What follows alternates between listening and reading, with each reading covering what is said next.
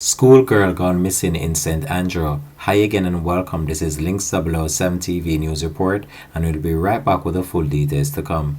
Welcome to Links 007 TV News Report, providing you with the best in local and international news updates. This is a place where you can get the most reliable and informative news information. Links 007 TV News Report. Welcome back and thanks for joining us. This is Links 007 TV News Report.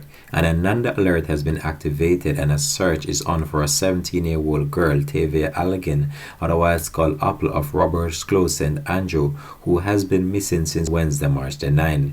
She is of dark complexion, slim built and about 157 centimeters or 5 feet 2 inches tall. Reports from the Halfway Tree Police are that at around 7:15 a.m., Tavia was last seen at Hagley Park Road dressed in her school uniform, blue skirt, blue blouse, and black shoes. She has not been heard from since. Anyone knowing the whereabouts of Tavia Allegan is being asked to contact the Halfway Tree Police at 876-926-8184, the Police 119 emergency number, or the nearest police station. No photograph of Tavia Allegan was made available during the publication of this report.